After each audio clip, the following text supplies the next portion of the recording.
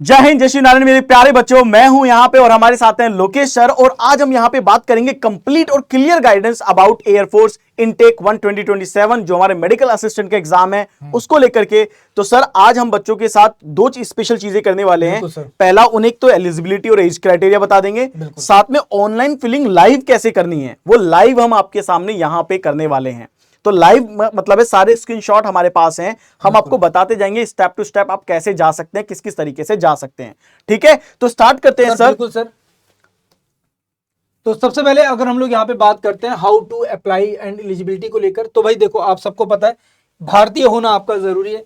अगर भारतीय नहीं हो तो फिर यहाँ पर कैसे करोगे। ठीक है, तो भारतीय होना आपका जरूरी है। ठीक है, इंडियन सिटीजन्स एंड साथ ही साथ यहाँ पे जो नेपाली कैंडिडेट्स हैं वो भी अप्लाई कर सकते हैं, मतलब Gorkha candidate can also apply. ठीक है, क्योंकि हम कुछ देशों के साथ किसी भी तरह का भेदभाव नहीं रखते। उन देशों में सबसे पहला नाम अगर नेपाल और भूटान का आता है सर। ठीक है, फिर आगे बढ़ते हैं एजुकेशन क्वालिफिकेशन। तो देखो भाई एजुकेशन क्वालिफिकेशन को दो पार्ट में यहाँ पे डिवाइड किया गया। एक आफ्टर 12th के हिसाब से है, अगर आपके पास 12th है तो, और दूसरा यहाँ पे रखा गया डिप्लोमा या फिर बीएससी फार्मा के हिसाब से। अब यहाँ पर फार्मा के हिसाब से और ये क्यों किया है ये अभी आपको आगे एहसास हो जाएगा इस चीज का। तो अगर आपके पास 12th है, आप बोर्ड पास आउट है, आपके पास physics chemistry and bio and English है, तो डेफिनेटली आप यहाँ पे अप्लाई कर सकते हैं। ये पीसीएम नहीं है, पीसीबी की बात हो रही है, मतलब बायो अगर आपके पास है, क्योंकि आप मेडिकल असिस्टेंट के लिए जा रहे हो तो बायो वैसे भी आपके लिए जरूरी हो जाती है ना। कई सारी चीजों को समझने के लिए, कंपोजिशंस को समझने के लिए, कंपाउंड्स को, सॉल्ट्स को समझने के लिए आपके पास केमिस्ट्री होनी जरूरी है। वेल, मिनिमम 50% एग्रीगेट मार्क्स आपके होने चाहिए और 50% आपका इंग्लिश में भी होना चाहिए। मतलब आपके जो सब्जेक्ट्स हैं अगर आप उनमें बात करोगे तो वहां पे आपके पास 50% एग्रीगेट मार्क्स हैं या नहीं ये मैटर करता है सब्जेक्ट वाइज। एंड इंग्लिश में तो होना ही चाहिए ताकि बेसिक अंडरस्टैंडिंग हो। आज के टाइम पीरियड पे हर दवाई पर, हर जगह पर कहाँ पे लिखा है, इंग्लिश में लिखा हुआ है, तो इसलिए ये चीजें आपके पास होनी जरूरी है। अच्छा, अगर आपके पास पीसीएमबी भी है मैथ के साथ बायो, तो भी आप लोग यहाँ पे एलिजिबल हो। फिर बात करते हैं डिप्लोमा एंड बीएससी फार्मा को लेकर। फार्मा को लेकर आप सबको पता है यहाँ पे फार्मास्यूटिकल जो लाइन होती है वहां पे आपके पास दवाइयों की और इन सब की बहुत अच्छी नॉलेज आ जाती है, तो इसीलिए इसको भी कंसीडर किया जाता है। पीसीबी प्लस इंग्लिश, यहाँ पे मिनिमम 50% आपके मार्क्स होने जरूरी हैं। Diploma and BSc pharma with 50% marks आपका यहाँ पर होना जरूरी है। एंड आपका रजिस्टर होना जरूरी है स्टेट फार्मा काउंसिल में। अगर आप स्टेट फार्मा काउंसिल में एनरोल्ड हो या फिर इंडिया फार्मा काउंसिल में एनरोल हो तो डेफिनेटली आप इस फॉर्म को फिल कर सकते हो। केवल बीएससी फार्मा करने से नहीं होगा, आपका एनरोलमेंट होना भी यहाँ पर जरूरी है। और ये दो लेवल पे होता है, क्योंकि कुछ इंस्टीट्यूट होते हैं जो स्टेट गवर्नमेंट से रजिस्टर्ड होते हैं एंड कुछ इंस्टीट्यूट सेंट्रल गवर्नमेंट के रजिस्टर्ड होते हैं। तो अगर सेंट्रल गवर्नमेंट से तो आप सेंट्रल गवर्नमेंट में भी करवा सकते हो एंड स्टेट गवर्नमेंट में भी करवा सकते हो। एज को लेकर अगर यहाँ पे बात करें तो ये थोड़ा सा इंपॉर्टेंट है, ध्यान रखिएगा। 10+2 कैंडिडेट्स अनमैरिड सबसे पहली चीज है यहाँ पर। ठीक है, 1 जनवरी 2006 से लेकर 1 जनवरी 2010 के बीच की आपकी डेट ऑफ बर्थ होनी चाहिए। ठीक है, और लिमिटेशंस क्या है, 21 साल से ज्यादा बड़े ना हो आप। अगर डिप्लोमा एंड बीएससी की बात करेंगे तो डेफिनेटली आपकी एज को यहाँ पे थोड़ा सा रिलैक्सेशन मिल जाता है एक तरह से। आपकी जो एज है वो 1 जनवरी 2003 से लेकर 1 जनवरी 2008 के बीच होनी चाहिए और आपका स्टेटस यहाँ पर भी अनमैरिड ही रखा गया है, ध्यान रखिएगा। एंड अगर मैरिड कैंडिडेट है तो आपके लिए क्या रखा गया, 1 जनवरी 2003 से लेकर 1 जनवरी 2006 के बीच आपको कंसीडर किया जाएगा अगर आप मैरिड हैं तो। क्योंकि कई बार ऐसा होता है बीएससी करते करते लोग शादी विवाह के संबंधों में आ जाते हैं। गांव में ज्यादातर ऐसा होता है, शहरों में तो ऐसा कम होता है। यहाँ पे अगर हम लोग एज की बात करेंगे तो 24 ईयर्स यहाँ पर दे रखा है। ठीक है, मैरिज स्टेटस एंड नोटिफिकेशन, मतलब आपका जो मैरिज सर्टिफिकेट होता है वो सब आपको यहाँ पे सबमिट करना होता है। As well as important date अगर हम लोग यहाँ पे बात करते हैं तो 12 जनवरी 2006 से आपका ऑनलाइन एप्लीकेशन शुरू होगा एंड लास्ट डेट जो है वो आपकी 1 फरवरी 2026 है। एंड एग्जाम डेट अगर हम लोग बात करें तो 30 से 31 मार्च के बीच आपका ये एग्जाम होगा। मतलब होली के बाद आपको यहाँ पे संघर्ष करना, आपको असली होली तो यहाँ खेलनी है अपनी सिलेक्शन की। एडमिट कार्ड के बारे में अगर हम लोग बात करें तो एग्जाम से ठीक 24 से 48 घंटे पहले आपका ये एडमिट कार्ड आ जाता है। सर आगे बढ़ते हैं सर। यस, सो बच्चों अगर हम यहाँ पे बात करें तो अब देखिए इसके बाद बहुत छोटी सी बात है, ये सबको पता है कि आपके एग्जाम की एप्लीकेशन फी होती है 550 रुपए प्लस 18% जीएसटी। बहुत सारे बच्चे बोलते हैं कि सर एग्जाम के अंदर जीएसटी का क्यों रखा गया है, बट नाउ अब हम बात करेंगे हमारे की ऑनलाइन एप्लीकेशन फॉर्म हमें कैसे भरना है।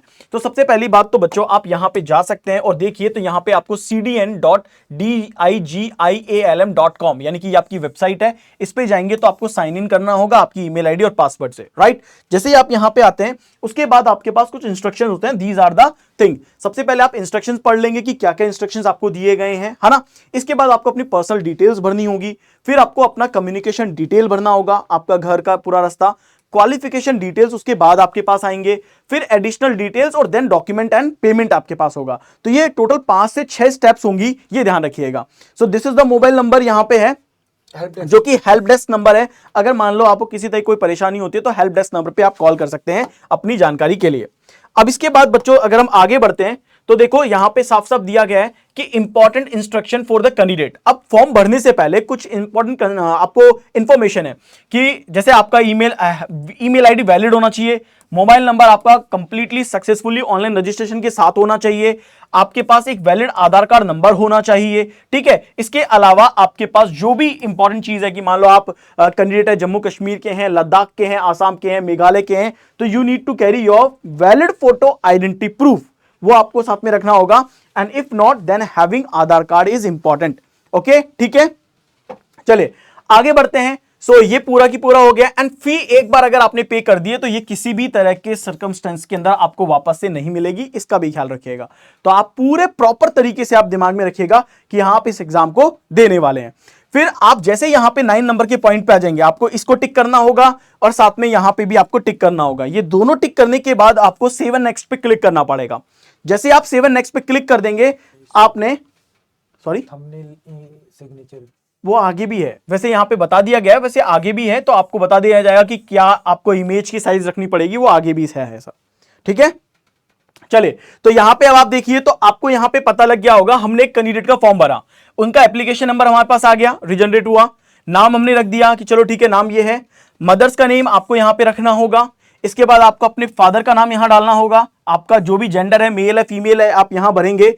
उसके बाद में आप यहां पे देखेंगे कि आपके पास यहां पे देखो डिटेल्स क्या है, सिंपल है, नेशनलिटी आपको अपनी डालनी पड़ेगी कि आपकी नेशनलिटी क्या है, अपने इंडियन डाल दी। इसके बाद आपने देखा आपकी ईमेल आईडी, जो ईमेल आईडी है वो ईमेल आईडी आप यहां डाल देंगे, आपका जो मोबाइल नंबर है वो मोबाइल नंबर आप यहां डाल देंगे। इसके बाद आपका मैरिटल स्टेटस, क्योंकि आपको बताया गया कि यहां पे अनमैरिड और मैरिड दोनों के लिए वैकेंसी है तो आप यहां पे भरेंगे। कैटेगरी अप्लाइड फॉर, कौन सी कैटेगरी से आप हैं वो आपको कैटेगरी यहां पे डालनी पड़ेगी, और आपका डेट ऑफ बर्थ में पहले डेट आएगा, फिर मंथ आएगा और फिर ईयर आएगा, ये आप यहां पे भरेंगे। इस पूरी डिटेल को भरने के बाद आप आगे जाएंगे तो अब आपसे आपका कॉरेस्पॉन्डेंस एड्रेस पूछा जाएगा, आपका घर का नंबर, गली, कॉलोनी जो है वो आप यहां भरेंगे। आपकी स्टेट कौन सी है, उत्तर प्रदेश है, राजस्थान है, वो आप यहां रखेंगे। आपका कोई सब डिस्ट्रिक्ट है तो वो आप यहां पे भरेंगे, पर ये ऑप्शनल है, भरना चाहे तो भरे वरना रहने दे।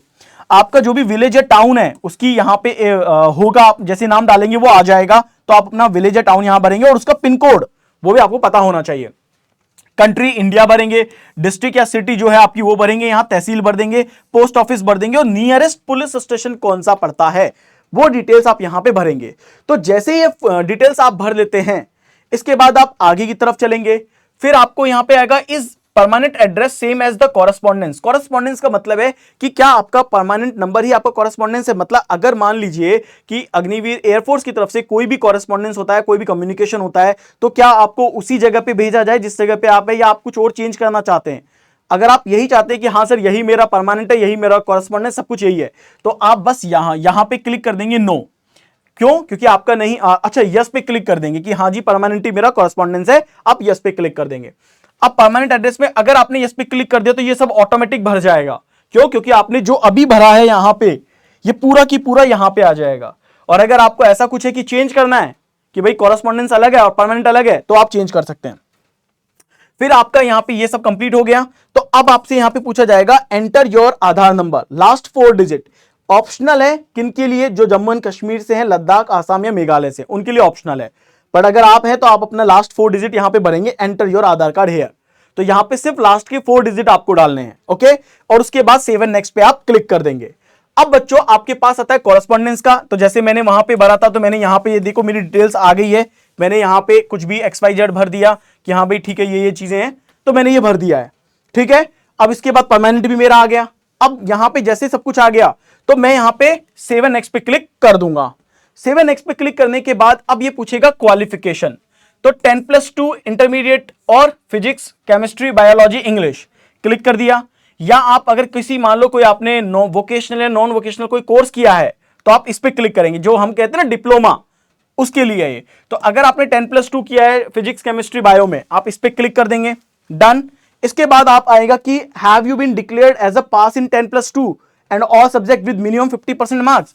तो क्या आप अपनी 10+2 में मिनिमम 50% मार्क्स से पास हुए हैं and 50% marks in English by the concern education board. तो आप यहां पे क्लिक कर देंगे, हाँ भाई मेरे इंग्लिश के अंदर 50% मार्क्स आए हैं। ओके, इसके बाद आप अपना साइंस, और साइंस का ग्रुप वाई यहां पे है कि आप साइंस में किस ग्रुप वाई के लिए अप्लाई कर रहे हैं वो है, और आपका जो एजुकेशन बोर्ड है, आपने किस बोर्ड से अप्लाई किया था, आपने मतलब किस बोर्ड से पास किया, वो आप यहां भरेंगे।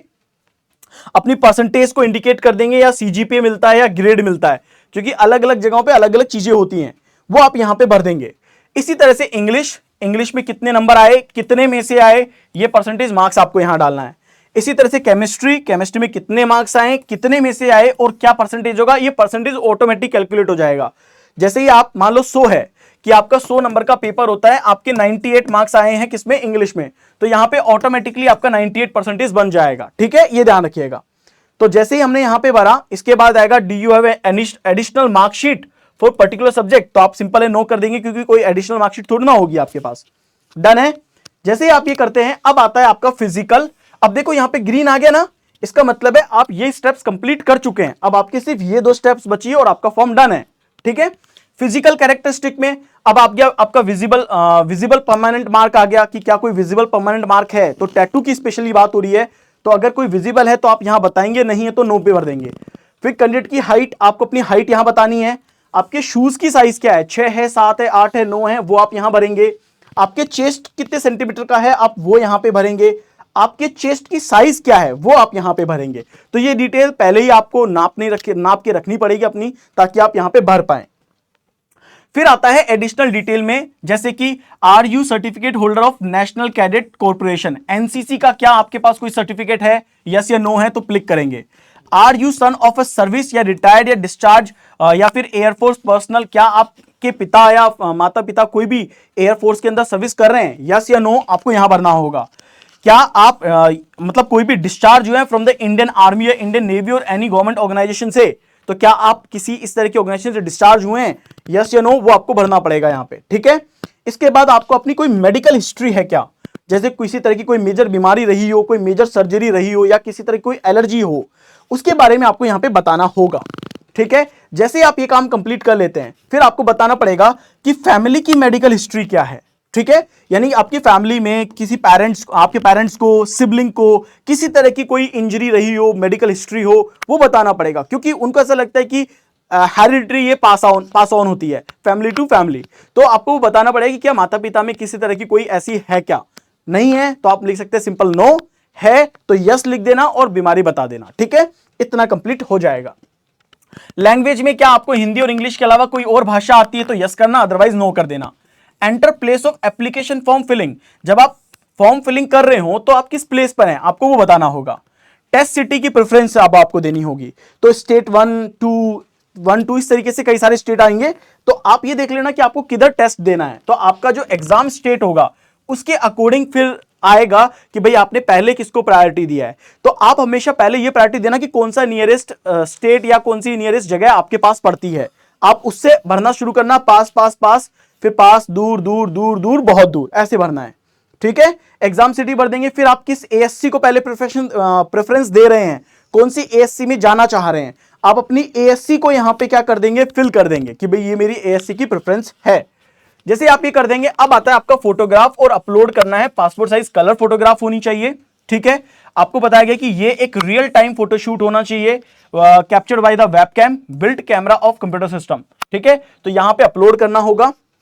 यहां पे बोला गया कि फोटोग्राफ की जो साइज होगी मिनिमम 100 KB होगी और मैक्सिमम 200 KB होगी, तो फोटोग्राफ आपका पास मैक्सिमम 200 KB का होगा।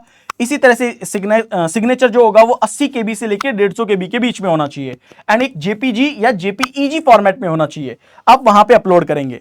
फिर आपका थंब इंप्रेशन जो होगा वो मिनिमम 50 से 100 केबी का होना चाहिए, जेपीईजी या जेपीजी फाइल में होना चाहिए, वो आप यहां पे अपलोड कर देंगे। जैसे ही आप यहां पे अपलोड कर देते हैं, अब आपसे सीधी पेमेंट डिटेल आएगी कि ठीक है आपका नाम ये है, आपकी पेमेंट की फी ये है, आप इसे भरेंगे और जैसे ही आप सबमिट पे क्लिक करेंगे, डन है। अब आपको इसे done done done done done करना होगा और जैसे ही आप डन कर देते हैं, आपको सीधे इसको भरना पड़ेगा, डन सबमिट आप यहां पे कर देंगे। तो जैसे ही बच्चों आप यहां पे सबमिट कर देते हैं, आपका फॉर्म पूरा की पूरा भर जाएगा। इसके फॉर्म के रिगार्डिंग मैंने आपको हर चीज के लिए गाइड कर दिया है। अगर फिर भी आपके दिमाग में कोई भी डाउट आता है, इस वीडियो के कमेंट सेक्शन में आप हमें बता सकते हैं, हम आपकी मदद करेंगे। तो आज की सेशन को यहीं पे एंड करते हैं, मिलते हैं अब आपसे नेक्स्ट सेशन के अंदर। जय हिंद, जय भारत प्यारे बच्चों।